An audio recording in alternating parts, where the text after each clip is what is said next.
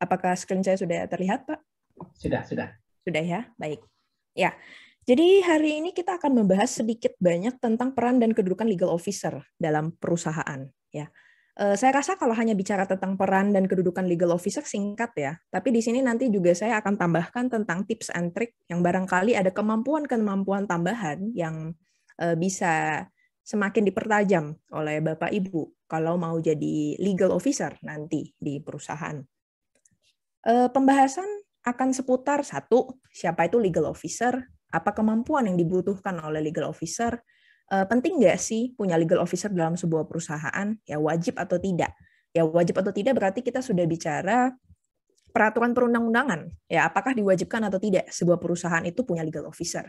Dan yang terakhir adalah tugas dan peran yang dilakukan yang dikerjain gitu.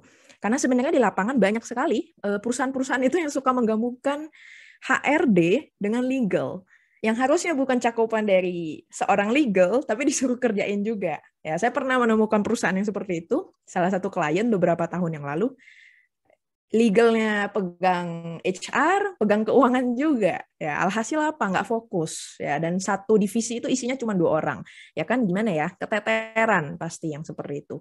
Jadi Anda nanti kalau mau bekerja jadi legal atau sudah bekerja jadi legal, harus tahu batasan-batasan apa aja yang kira-kira jadi ruang lingkup pekerjaan Anda. Itu ya. Yang pertama, definisi ya. Ya, ini apa ya? Klasik ya. Apa sih sebenarnya legal officer? Ya, legal officer kalau di bahasa Inggris ya part responsible for monitoring. Ya, fungsinya memonitor ya. Legal affairs, segala macam permasalahan hukum ya within their organizations or company, di dalam sebuah perusahaan atau organisasi. Jadi nggak hanya di perusahaan aja ya, bisa di organisasi seperti LSM ya atau LBH dan sebagainya, itu bisa ya, organisasi punya legal ya. They handle both internal and external legal concerns and are tasked with doing everything in their power to keep their organization out of legal trouble.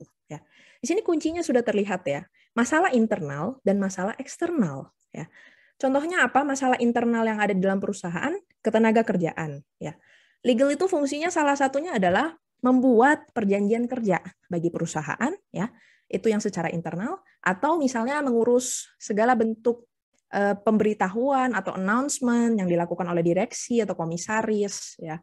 Pokoknya segala hal internal yang berhubungan dengan hukum, yang membuat perjanjian misalnya ya, membuat perjanjian, barangkali perusahaan Anda bekerja sama dengan perusahaan lain, ya Anda yang buat ya perjanjian itu.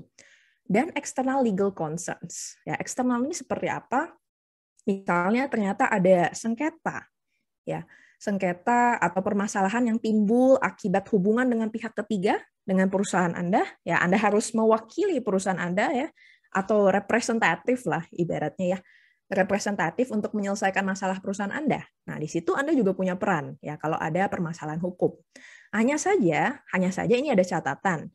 Kalau external legal concerns-nya atau masalahnya itu ada hubungan nantinya harus ke pengadilan, ya maka legalnya juga harus punya license, ya harus punya KTA, ya sudah disumpah sebagai advokat baru bisa mewakili perusahaan di muka pengadilan. Kalau legalnya belum ada license belum ada license advokat, ya biasanya perusahaan mau tidak mau harus nge-hire kantor hukum di luar, ya supaya apa? Supaya nanti bisa mewakili di pengadilan. Misalnya untuk apa? Misalnya untuk kirim somasi, ya, atau mediasi, atau bahkan sampai harus sidang, ya. Sidang mau gugatan, mau perdata, mau pidana, PKPU, ya, kepailitan dan lain sebagainya itu harus ada license, ya.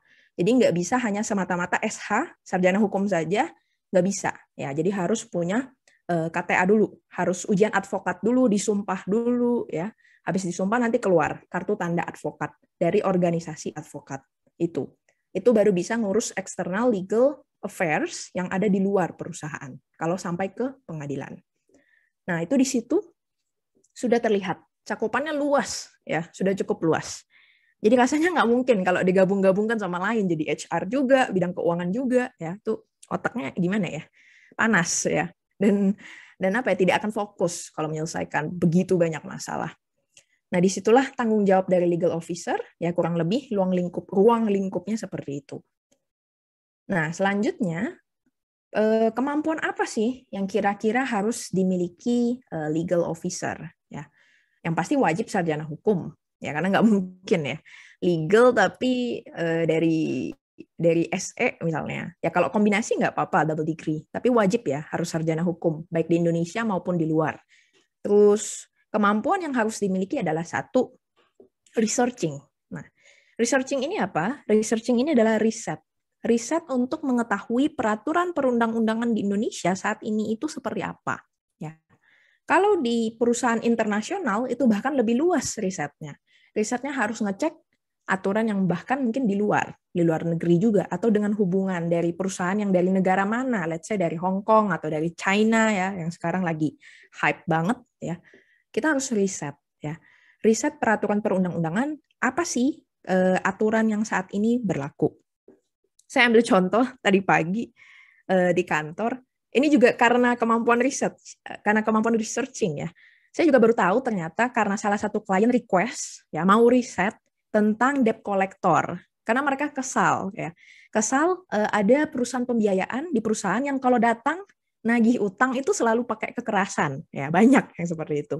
Nah, lalu saya dan rekan saya dengan Williams kita cari ya dengan tim juga, ini gimana sih aturan debt collector itu di Indonesia kayak gimana? Akhirnya nemu satu POJK tahun 2018 yang menyebutkan bahwa seorang debt collector itu ternyata harus sertifikasi ya. Kalau nggak ada sertifikasi, Anda bukan debt collector. Oh, itu temuan yang menarik ya. Saya juga baru tahu, bahkan di saat ini ya, sebelum-sebelumnya masih belum tahu karena belum pernah ada request dari klien yang seperti itu. Ya jadi kalau kita sering dengar ya, ada debt collector yang kasar ya, bawa-bawa massa ya, gedor-gedor pintu atau ngerusak properti perusahaan dan sebagainya. No, itu tidak legal ya. Yang legal adalah berdasarkan POJK tahun 2018, debt collector itu harus sertifikasi. Sertifikasi baik di sebuah perusahaan yang memang khusus buat collecting, ya buat nagih, buat pembiayaan dan menagih juga, atau dia bisa outsourcing. Ya, dia sertifikasi dari outsourcing, perusahaan outsourcing yang biasanya memberikan jasa penagihan kepada perusahaan. Ya, jadi mereka harus certified dulu. Kalau nggak certified, tidak bisa jadi debt collector. Ya. Dan itu juga berlakunya ada beberapa tahun. Jadi tidak berlaku selamanya sertifikasinya.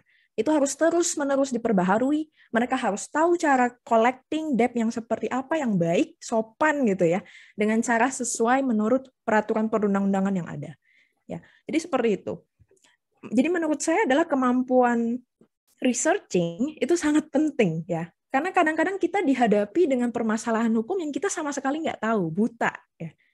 Ada memang legal perusahaan, mereka ada spesifikasi. Misalnya perusahaannya tentang properti, ya properti yang nggak akan ngerti. Misalnya tentang alat berat dan sebagainya, ya nggak akan terlalu paham. Atau bahkan pelayaran misalnya. Ya kalau legal yang kerja di perusahaan properti ditanya tentang pelayaran atau tentang wisata, ya nggak akan ngerti. Karena mereka setiap hari ngurusinnya ya tentang peraturan perundang-undangan hanya seputar di properti aja. Itu dia. Nah, maka dari itu kita nggak boleh menutup pandangan kita hanya mau tahu satu bidang aja. Ya harus mampu melakukan researching di peraturan perundang-undangan secara luas. Ya, itu pentingnya researching. Lalu yang kedua adalah analyzing. Bagaimana Anda menganalisa permasalahan yang ada atau yang terjadi. Perusahaan saya butuhnya apa sih? Oh, pekerjanya adanya dua tipe. Ada yang pekerja tetap, ada yang pekerja tidak tetap.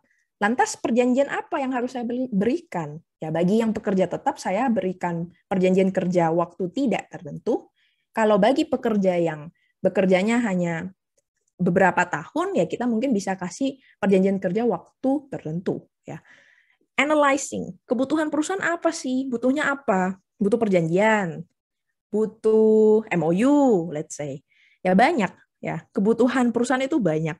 Dan semakin tinggi transaksi bisnis sebuah perusahaan, semakin tinggi juga interaksinya dengan pihak ketiga. Semakin tinggi interaksi dengan pihak ketiga, sebuah perusahaan itu semakin banyak yang harus dianalisa. Ya.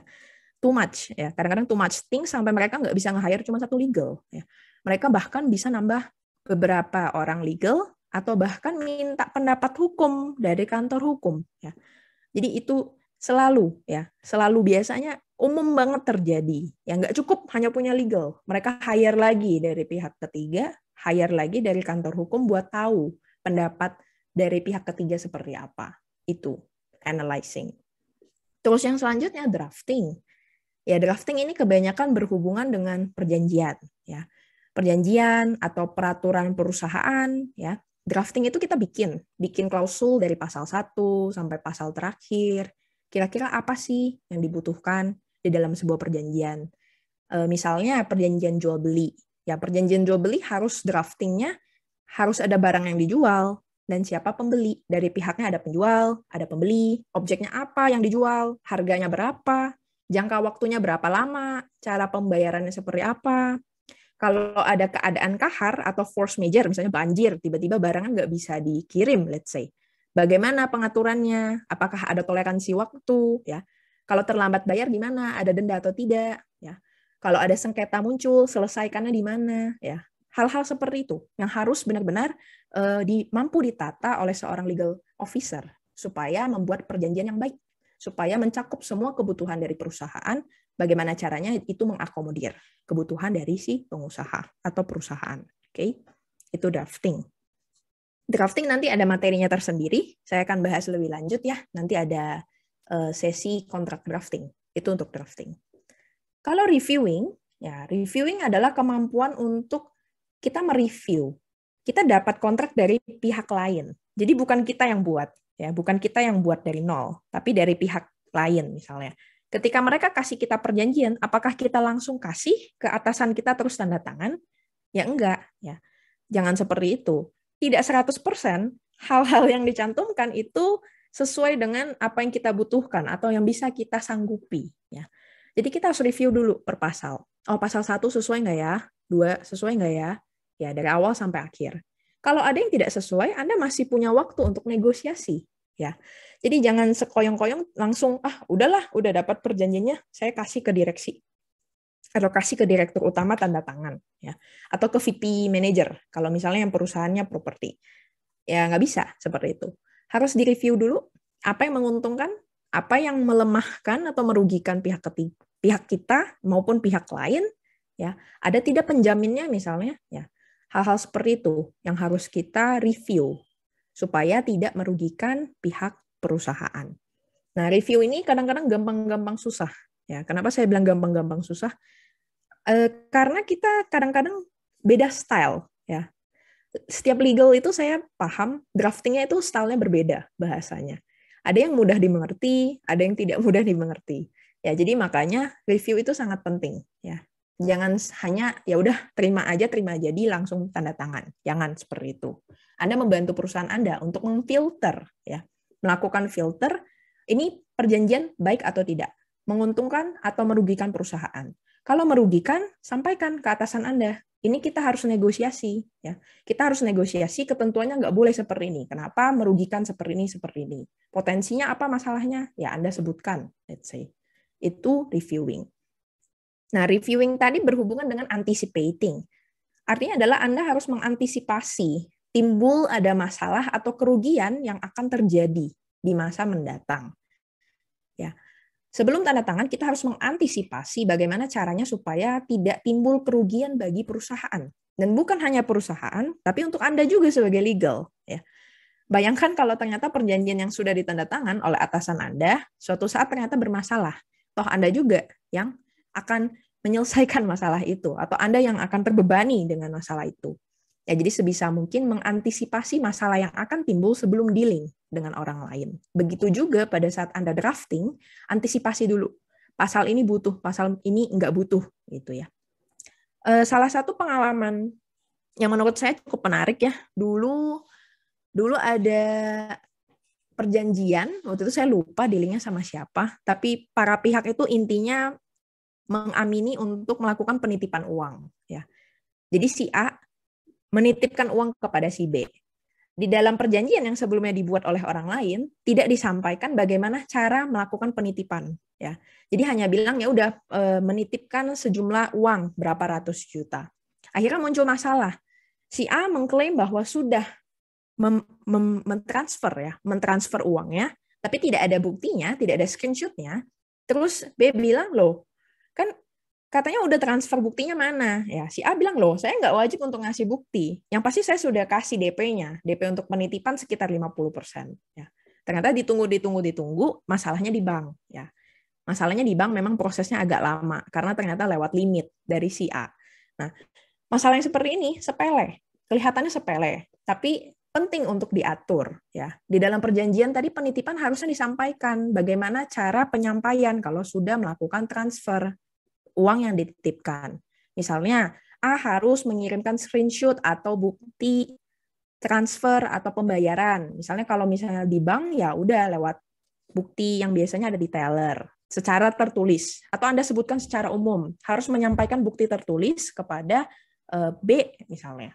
Nah, simple ya. Kedengarannya simple, tapi masalah seperti itu suka muncul di lapangan. Nah, hal-hal yang seperti ini harus mampu diantisipasi oleh legal officer dan siapapun. Ya, menurut saya siapapun yang nantinya membuat perjanjian. Oke, itu anticipating. Selanjutnya adalah advising. Advising itu memberikan nasihat. Ya, memberikan nasihat ibaratnya seperti menerima konsultasi. Perusahaan misalnya ada masalah, kita memberikan konsultasi, Pak, sebaiknya begini, sebaiknya begitu. Ya, yang memberikan pilihan opsi terbaik, pertimbangan opsi terbaik bagi perusahaan. Let's say perusahaan mau kerjasama, ya mau kerjasama dengan perusahaan lain. Tapi Anda merasa, aduh kok risky sekali ya, beresiko sekali. Kalau terlambat 1 hari dendanya misalnya 50 juta, ya kan kita advice dong, kita ngasih advice ke perusahaan, Pak kayaknya ini terlalu beresiko deh, tapi kalau possible untuk negosiasi, dendanya nggak boleh setinggi itu, gitu. Bisa. Ya, kita bisa advising. Atau misalnya kemarin pada saat COVID ya, atau sekarang ya, sekarang tapi COVID sudah mulai menurun. Pada saat COVID banyak sekali perusahaan itu nggak mampu bayar cicilan, ya cicilan kendaraan, cicilan alat berat, ya cicilan apapun. Nah terus tapi perusahaan pembiayaannya terus cari kita, gitu ya. Ya kita advising ke perusahaan. Ayo kita balas, ya kita balas suratnya, kita klarifikasi ke perusahaan pembiayaannya bahwa kita belum mampu bayar. Nah, opsi untuk wacana pembayaran 1 bulan sekitar misalnya 12 juta per bulan, tapi kita rutin bayarnya misalnya. Kita bikin suratnya, ya. Banyak hal yang bisa kita komunikasikan, ya kita memberikan advice kepada perusahaan. Kalau memang tidak mampu bayar, kita harus kasih solusi, ya. Kita kasih opsi bagaimana caranya perusahaan tidak dianggap one prestasi. Kenapa? Karena kalau sudah sampai ke pengadilan, ruginya pasti lebih besar. Ya, satu, Anda harus keluar cost ya buat lawyer, atau ya kalau lawyernya punya license sih nggak apa-apa. Kalau nggak ada, harus bayar lawyer. Belum lagi kalau di pengadilan, waktu yang harus dihabiskan untuk menyelesaikan sengketa itu berbulan-bulan, ya, berlarut-larut. Belum lagi nanti sidangnya nggak ada waktu dan lain sebagainya, ditunda. Nah, hal-hal ini kan sering terjadi.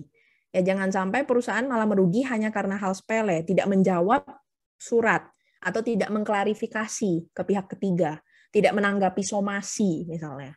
Ya kita harus memberikan advice terbaik bagi perusahaan itu. Lalu mitigating. Bedanya apa dengan anticipating? Anticipating itu pada saat masalah hukumnya belum ada.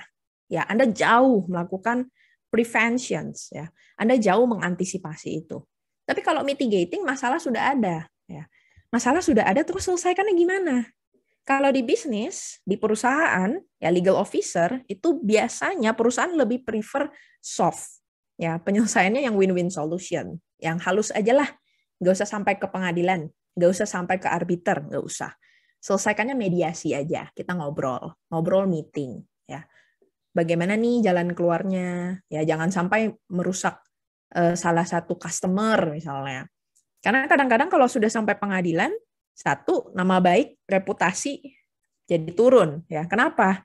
Anda ketik di Google sekali, ketik nama perusahaan, kalau sudah pernah masuk pengadilan pasti muncul. Ya muncul di situs Mahkamah Agung. Jadi salah satu orang yang pernah bersengketa ya atau bermasalah hukum di pengadilan. Ya kan nggak enak ya. Dilihat klien lain atau dilihat para pihak lain gitu ya.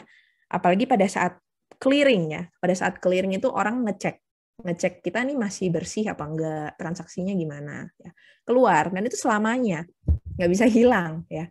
Jadi di situs Mahkamah Agung pasti muncul, oh nama perusahaan ini versus ini, masalahnya apa, wan prestasi, utang atau apa misalnya, sampai tingkat apa, oh di tingkat pengadilan negeri, banding, kasasi, ya, kelihatan ya, kelihatan semuanya.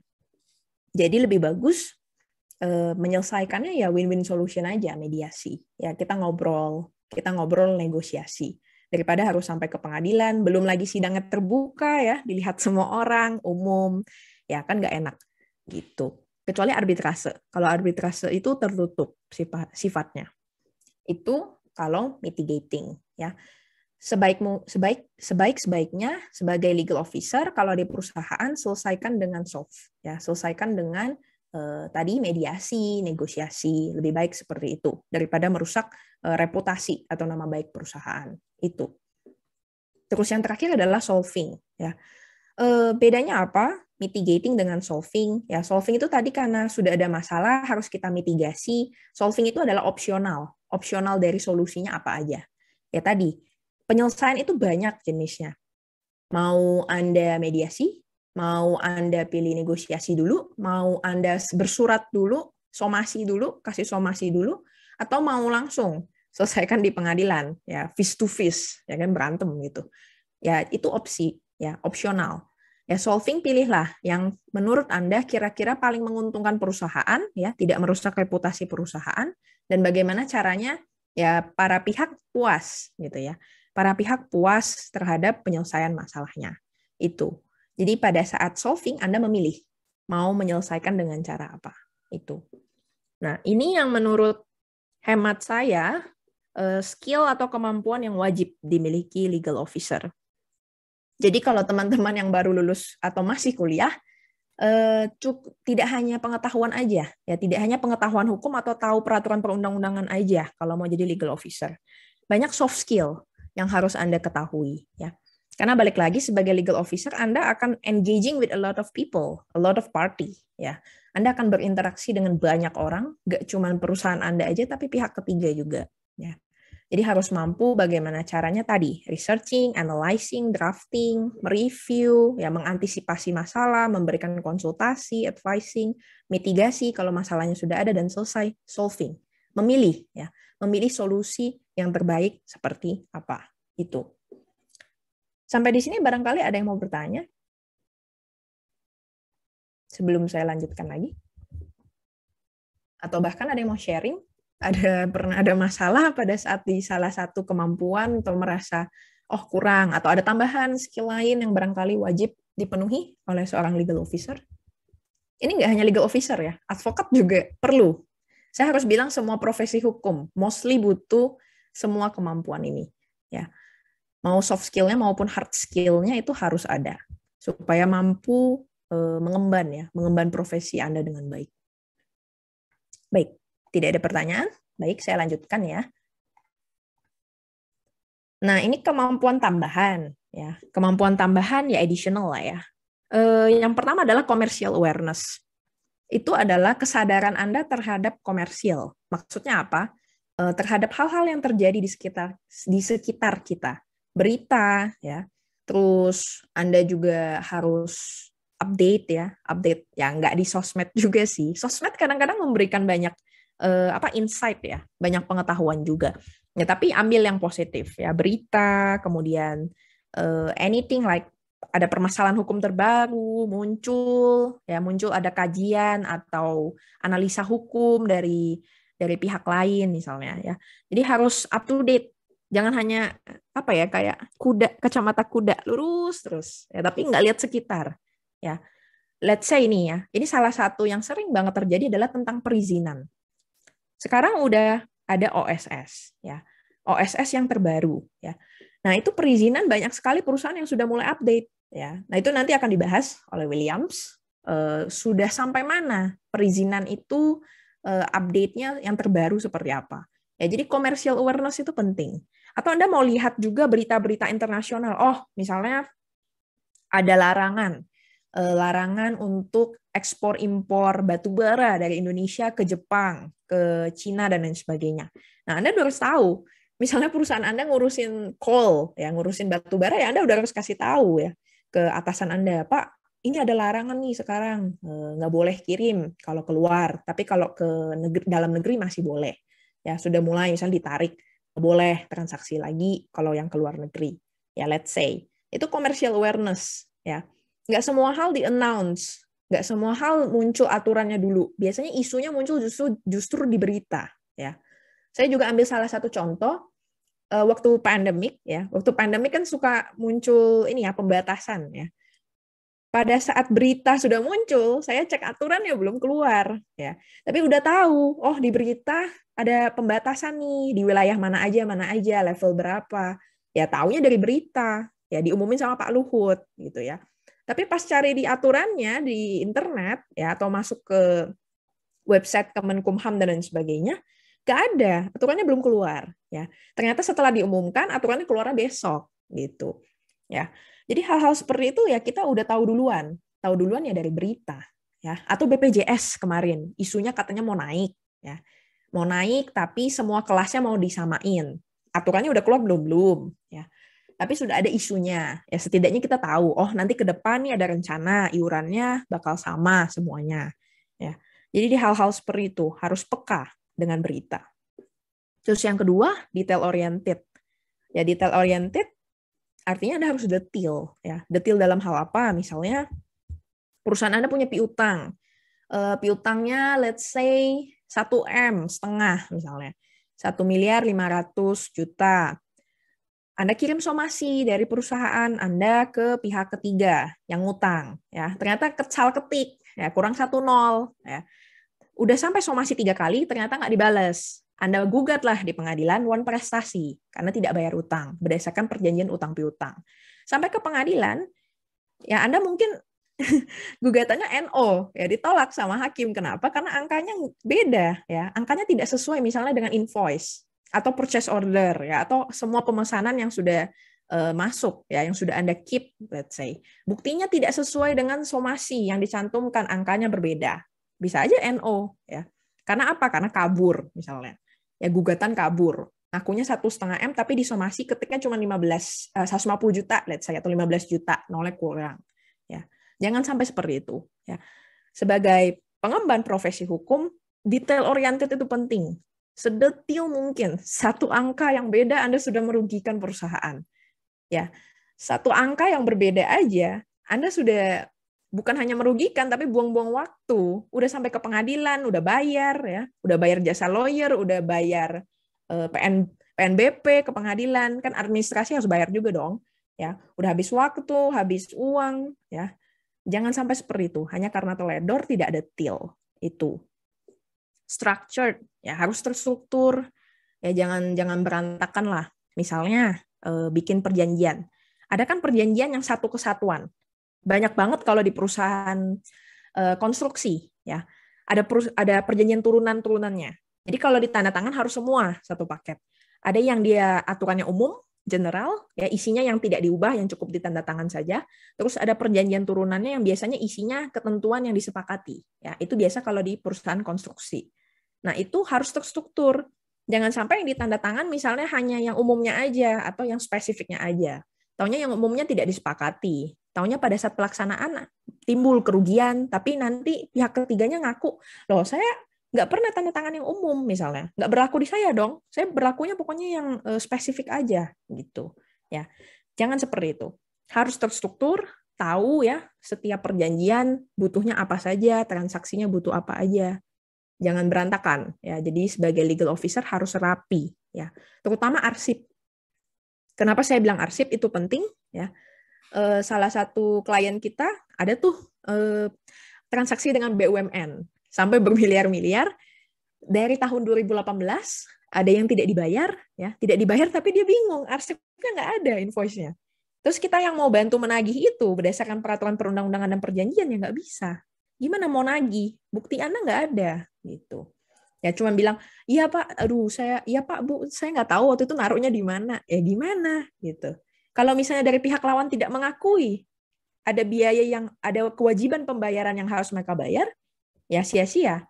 Anda mau berkoar-koar bilang, ya utangnya 1 miliar, 2 miliar, ya mereka nggak peduli kalau kamu nggak punya bukti, kalau Anda tidak punya bukti, gitu. Ya, jadi harus sangat terstruktur. Arsip harus rapi sebagai legal officer. Komunikatif. Komunikatif ya harus mampu berinteraksi dengan pihak lain. Ya, bukan berarti harus ekstrovert ya, enggak. Ya silakan kalau introvert ekstrovert ya itu personality orang masing-masing ya. Tapi kalau komunikatif ya bagaimana caranya Anda menyampaikan sesuatu ke atasan Anda atau ke bawahan Anda, ke tim Anda ya, ke pihak ketiga, harus ya polite, let's say, harus sopan. Setidaknya sopan lah ya. Sopan, komunikasi dengan bahasa yang baik, mudah dimengerti ya. Simplifikasi. Saya tahu salah satu penyakit sarjana hukum itu bahasanya jelimet ya. Itu nanti ada masalah yang akan saya sampaikan. Jelimet. Kalau atasan Anda bukan sarjana hukum bingung mungkin. Ya kebingungan ini ngomong apa sih gitu. Nggak ngerti. Ya sampaikan dengan simple ya, simplifikasi. Disederhanakan bahasanya. Terutama bagi pihak yang mereka bukan sarjana hukum ya. Bagaimana cara Anda bisa deliver atau menyampaikan ya pesan Anda yang berdasarkan peraturan perundang-undangan tapi pakai bahasa yang biasa, yang dipahami oleh semua orang. Itu penting ya, komunikatif. Friendly ya, mencoba bersahabat gitu ya. Bukan berarti legal terus galak. Galak sama pekerja. Ini ada yang misalnya ada yang protes ya, terutama kalau yang sering ngurus perjanjian kerja. Bu, kok saya gajinya tulisannya segini tapi saya dibayarnya gini. Ya kalau kita balasnya kasar juga ya makin naik ya emosinya. Nanti pada ini lagi demo. Demo semua pekerja di perusahaan. Ya jangan seperti itu. Komunikatif.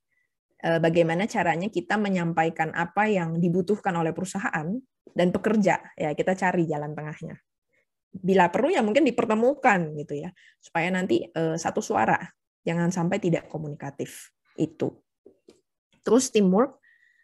Teamwork ini tergantung ya. Kalau legal officer-nya cuma satu di perusahaan, ya apa yang mau di teamwork? Cuma Anda yang tahu tentang aturan. Ya teamwork-nya paling ke atasan gitu ya. Tapi kalau teamwork sebagai advokat, ya saya harus mengakui ya, sebagai advokat yang selama ini saya jalani profesinya, tidak ada pekerjaan yang bisa saya selesaikan hanya sendiri. Nggak bisa one man show. Ya harus ada tim. Kenapa? Karena kadang-kadang perspektif kita bisa beda dengan perspektif orang lain. Misalnya pas bikin legal opinion, opini saya dengan opini rekan saya Williams misalnya beda gitu ya. Terus kadang-kadang kita debat dulu kayak, gimana sih lu? Maksudnya gimana gitu. Terus nanti Williams bilang, iya, aku lihat di aturan yang lain, turunan aturan-turunannya ada gini gitu. Oh, baru muncul, oh iya bener juga ya, ada perspektif yang lain itu. Jadi teamwork harus mampu bekerja sama. Ya saya rasa kerja di mana aja harus ada teamwork ya. Nggak bisa hanya one man show. Ya kalau one man show ya cukuplah Anda jaga toko aja sendiri. Ya kadang-kadang jaga toko juga butuh teamwork ya. Kita nggak terlalu bisa hanya menghandle semuanya sendirian gitu. Jadi harus mampu bekerja sama di dalam tim. Bagaimana caranya kita menjadi pendengar yang baik juga. Ya nggak hanya kita ngotot dengan pendapatnya kita. Harus mampu bekerja sama dengan orang lain. Begitu kalau teamwork. Terus multi language speaker, ini juga lagi ngetren ya di Indonesia, terutama di bisnis. Mulai banyak warga negara asing bekerja sama dengan perusahaan di Indonesia, baik bentuknya joint venture atau mereka masuk ke Indonesia buka branch, ya buka cabang. Kalau kita dealing, misalnya kita sebagai vendor atau kita bertransaksi dengan perusahaan itu, ya bahasa mereka belum tentu Indonesia, ya. Bahasa kebanyakan kalau dari warga negara asing, kalau tidak bahasa Inggris ya Mandarin itu. Sekarang udah mulai banyak perusahaan China ya, Hong Kong, China itu masuk ke Indonesia. Apalagi nanti pandemik kalau sudah tidak ada semakin rame ya. Jadi mulai lebih peduli untuk belajar bahasa lain selain bahasa Indonesia. Karena sekarang banyak juga kontrak-kontrak itu dibuatnya pakai bahasa Inggris ya. Kami di kantor udah sering banget review perjanjian yang bahasanya bukan hanya Indonesia, tapi ada yang bahasa Inggris. Itu sudah harus mulai ya. Multi language, terus itu multi language ya. Yang selanjutnya adalah critical thinking ya, harus kritis ya. Bagaimana caranya Anda harus tidak semua perjanjian yang kita terima dari pihak ketiga atau dari perusahaan lain kita terima mentah-mentah ya, harus kritis. Oh ini pasal ini kok merugikan ya ke perusahaan kita. Tadi contoh denda. Dendanya tinggi banget. Kalau kita nggak mampu bayar, tiba-tiba bisa bokeh nih perusahaan, ditutup ya, gulung tikar. Ya, jadi harus kritis ya. Nggak semua pasal harus kita terima. Harus ada yang kita kritisi, kalau bisa direvisi, revisi, yang kita negosiasikan ke pihak lain ya, ke pihak ketiganya. Saya nggak mau pasal ini misalnya terlalu berat, let's say. Ya, jadi kita harus kritis dalam berpikir. Bagaimana caranya perjanjian itu tidak sampai merugikan pihak perusahaan kita. Dan yang terakhir, profesional. Profesional ini kadang-kadang plus minus ya, kalau di Indonesia. Karena memang kita masyarakat timur ya, masih ada kadang-kadang ada kekerabatan dan lain sebagainya yang kadang-kadang let's say it's a special treatment. Tapi maksud saya profesional di sini adalah pada saat Anda bekerja ya jangan terlalu banyak bawa hal-hal yang terlalu personal ya, misalnya mendekati bos dan lain sebagainya hanya karena supaya kerjanya lancar. Tapi isi Anda perjanjiannya kopong misalnya nggak ada apa-apanya, ya jangan, ya profesional. Kalau ada masalah di rumah nggak dibawa sampai ke tempat kerja, ya nggak sampai marah-marah, emosional dan sebagainya. Kerja, kalau urusan rumah, ya nggak sampai dibawa-bawa. Ya kadang-kadang bisa aja terlarut ya, kita terlarut. Kalau memang butuh waktu untuk di rumah ya cuti, as simple as that. Ya kalau butuh waktu Anda sampaikan ke atasan, ya profesional tapi kerja misalnya tetap selesai, let's say. Yaitu being professional is important, sangat penting pada saat bekerja. Itu kalau professionalism.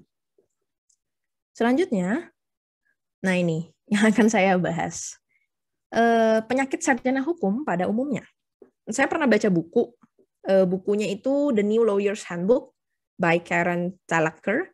Jadi Karen ini dia dulu pernah bekerja sebagai advokat pernah, notaris pernah, legal pernah, HR pernah, ya jadi dia sudah bilang, although school students and practitioners di fakultas hukum rata-rata ya mau praktisi, mau yang anak baru lulus gitu ya, semuanya tuh orang pintar ya.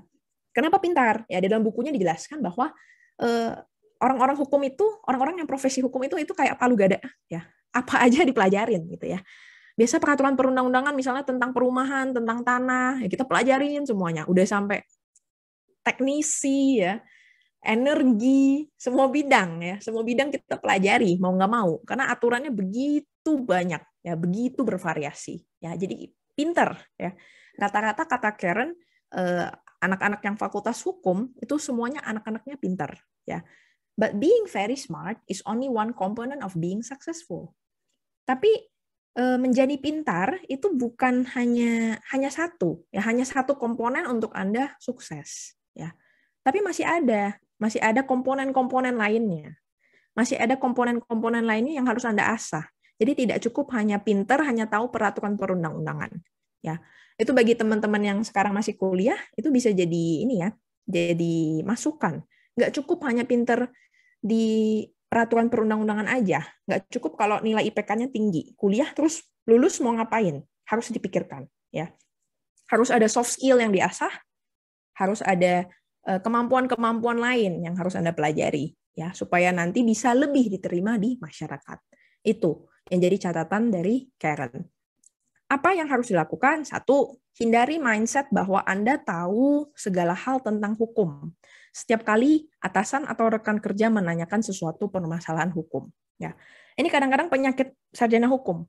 Karena merasa sudah belajar banyak peraturan perundang-undangan, jadi setiap ditanya langsung dijawab. Ya, padahal ternyata ada update, aturannya sudah berubah, aturannya sudah dicabut, ya, dicabut sebagian, atau ada putusan MK yang menyebutkan bahwa misalnya aturan ini pasal sekian-sekian nggak berlaku, ya. Jadi jangan sampai kita jadi ya udahlah apa-apa dijawab aja lah, jawab sembarangan lah, benar. Yang penting berani aja dulu, jangan, ya, jangan seperti itu. Coba minta waktu, ya. Misalnya ada bidang yang atasan Anda tanyakan, terus Anda nggak terlalu tahu, ya. Pak, Bu, saya boleh minta waktu, saya riset dulu ya. Barangkali ada peraturan perundang-undangan yang terbaru yang harus saya review atau yang harus saya baca. Seperti itu dulu. Ya kalau memang kita nggak tahu itu. Ya kalau tahu silakan jawab. Ya kalau memang itu expertise Anda, kemampuan Anda di bidang itu secara spesifik, it's okay. Silakan jawab.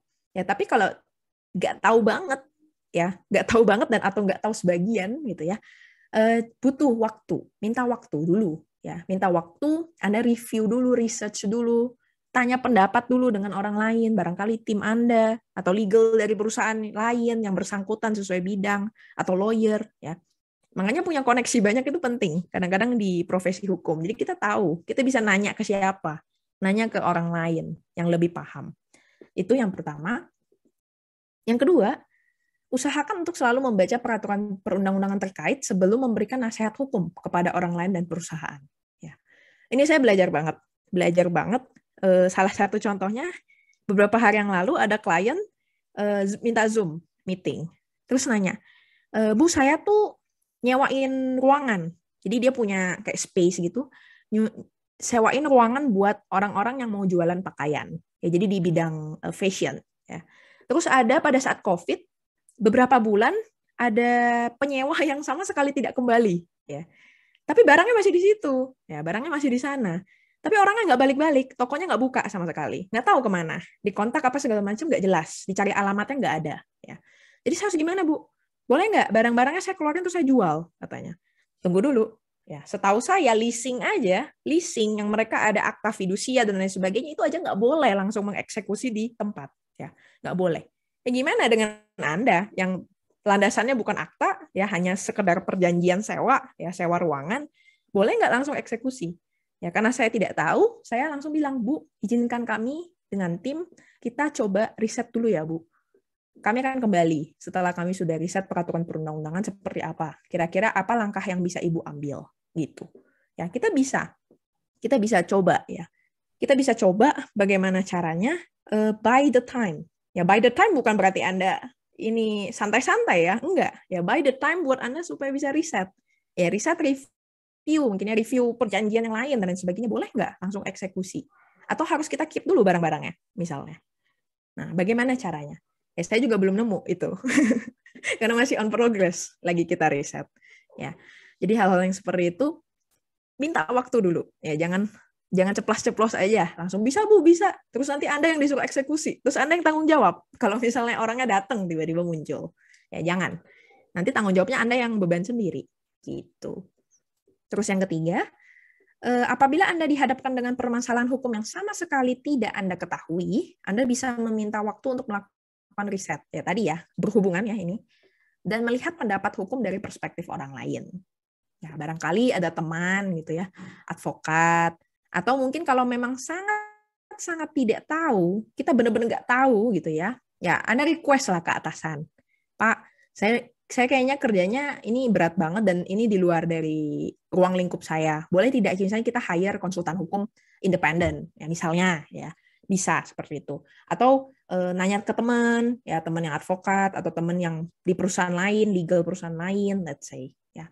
Hal-hal yang seperti itu harus mampu kita coba ya. Kita coba untuk jangan sampai kita satu mindset ya semua dijawab gitu. Jangan seperti itu. Oh, ini ada ini ya, respon dari Pak Yohan. Mengamini benar banget legal head kami keras sebagai batu karang. Namun beberapa kali salah karena ada perubahan atau update. Oke.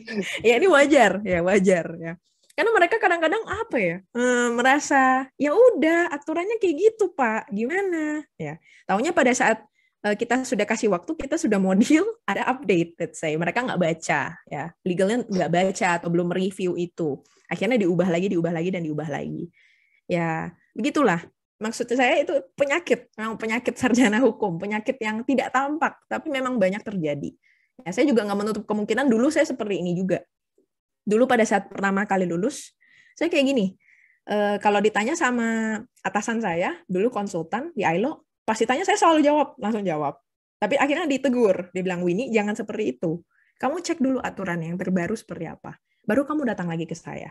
Gitu. Ya, jadi saya dapat ini juga dari atasan saya. Jangan sampai apapun kita langsung ceblas-ceblos ya. Kita langsung bikin drafting ya, tanpa review, tanpa riset. Setelah udah jadi besok mau dealing, salah ternyata. Malu ya. Kadang-kadang malu malah dari legal perusahaan lain yang nunjukin gitu loh, Bu. Ini mah aturan yang lama gitu. Ini belum diupdate, kami nggak bisa terima ini misalnya. Ya jangan sampai seperti itu. Itu penyakit sarjana hukum yang mudah-mudahan tidak dialami oleh Bapak Ibu di sini ya. Tapi kalau dialami ya harus mulai diperbaiki. Nah, ini ada kutipan dari John Irving, seorang penulis novel hukum ya. Beliau bilang, you can't learn everything you need to know legally. Ya, kita harus mengakui peraturan perundang-undangan itu banyak, ya, ratusan ribu.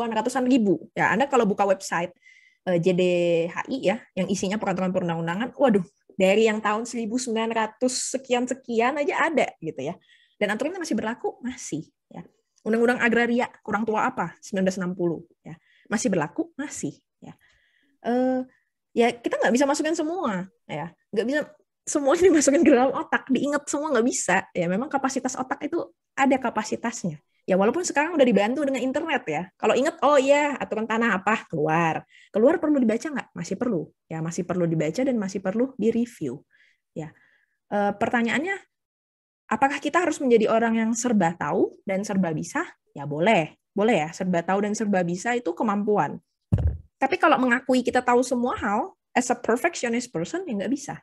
Ya, kita nggak bisa tahu semuanya. Kita nggak bisa tahu semua hal. Makanya jangan lupa tadi, riset dulu, review dulu aturannya. Kalau sudah tahu, sudah ada, bikin LO, lebih bagus lagi. Anda bikin legal opinion, kira-kira summary-nya, kesimpulannya apa, baru Anda berikan ke atasan Anda. Itu lebih bagus daripada langsung jeblos-jeblos, kita nggak tahu apa-apa. Dan masukin apa aja yang kita tahu, ternyata nggak sesuai. Itu. Ya. Jadi hindari terlalu perfeksionis, hindari Anda tahu segala hal sebagai profesi hukum. Nah, pertanyaan ini, ya bagi pengusaha ya yang ada di sini, penting tidak punya LO dalam sebuah perusahaan? Wajib atau tidak? Ini pertanyaan dua pertanyaan yang berbeda ya. Penting atau tidak? Saya harus bilang penting. Ya. Penting kenapa? Ya balik lagi, semakin tinggi transaksi yang terjadi di dalam perusahaan Anda, maka semakin penting. Ya, Anda membutuhkan seorang legal officer. Ya, penting untuk Anda punya seseorang yang tahu tentang hukum. Bagaimana Anda nanti dealing, bikin perjanjian, ya bikin perjanjian kerja dengan pekerja Anda deh minimal. Ya bikin perjanjian kerja, terus dealing dengan orang lain dan lain sebagainya. Itu penting, ya. Tapi wajib atau tidak? Tidak wajib, ya. Kenapa saya bilang tidak wajib? Karena memang di peraturan perundang-undangan tidak ada secara tegas yang mengatakan bahwa sebuah perusahaan, suatu perseroan terbatas misalnya, wajib memiliki legal officer atau wajib memiliki legal di dalam perusahaan, itu tidak ada. Ya, hanya saja kalau teman-teman yang sarjana hukum pasti tahu konstruksi hukum. Ya, konstruksi hukum itu adalah salah satu cara analisa yang Anda pakai apabila peraturan perundang-undangannya tidak ada. Tapi Anda bisa mentafsirkan berdasarkan peraturan perundang-undangan yang ada. Ya, lalu Anda tafsir. Di dalam Undang-Undang PT, Undang-Undang Perseroan Terbatas nomor 40 tahun 2007, ya, junto undang-undang ini ya, Cipta Kerja yang terbaru, memang disebutkan bahwa perseroan terbatas adalah badan hukum. Ya. Simpelnya adalah, bagaimana bisa sebuah perusahaan yang bentuknya badan hukum tidak tahu hukum? Tidak ada orang di dalamnya yang tahu hukum. Ya. Jadi menurut saya secara implisit, legal officer itu wajib di badan hukum yang bentuknya PT. Ya, terutama yang bentuknya PT, perseroan terbatas. Ya. Jadi jangan sampai banyak transaksi, banyak dealing dengan vendor, ya apalagi kalau perusahaan itu di bidang jasa ya, misalnya jasa memberikan fotografi dan lain sebagainya, itu ada sekarang ya, kita ada salah satu klien itu, kliennya yang bikin rapat Zoom, ya dia mengakomodir buat webinar, seminar yang skalanya besar seperti itu, ya itu mereka bahkan butuh LO, ya mereka butuh legal officer.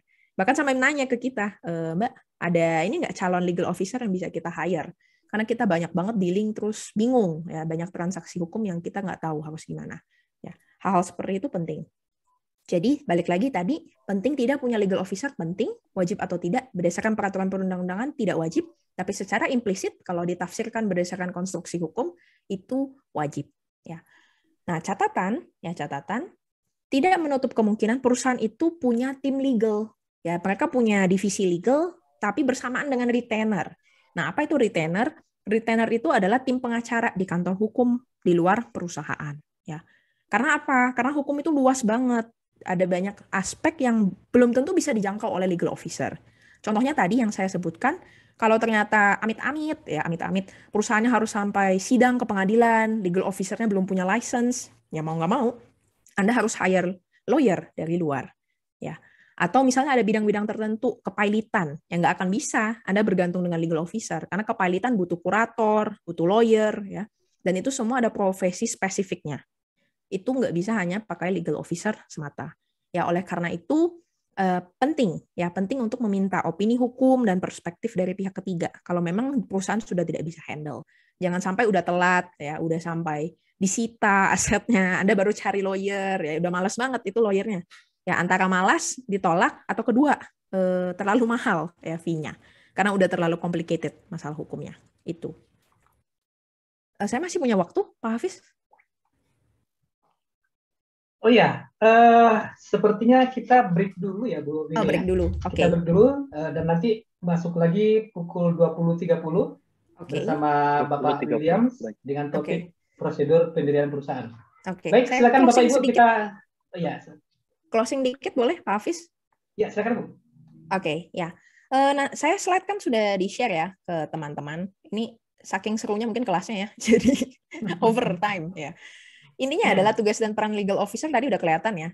Kalau internal tadi ngurus dokumen dan perizinan, kalau eksternal tadi mengurus permasalahan perdata dan pidana kalau ada hubungan dengan pihak ketiga sampai ke pengadilan ya. Dan pada kesimpulannya yaitu tadi LO itu penting, tidak wajib secara peraturan perundang-undangan, tapi wajib secara implisit ya kalau ditafsirkan berdasarkan konstruksi hukum. Ya, teman-teman nanti bisa tanya ya lebih rinci lagi tentang perizinan dan lain-lain di sesi selanjutnya bersama Williams. Ya, sekian untuk bagian saya. Saya kembalikan lagi ke Pak Hafiz. Ya, baik. Bapak Ibu, kita break dulu dan nanti masuk lagi pukul 20.30 bersama Bapak Williams dengan topik prosedur pendirian perusahaan. Zoom-nya nggak usah dimatiin. Ya, silakan. Istirahat 10 menit ya Pak ya? Intinya udah jam 20.30 aja kita mulai lagi. Oke, baik. Oke, terima kasih. Ya, baik.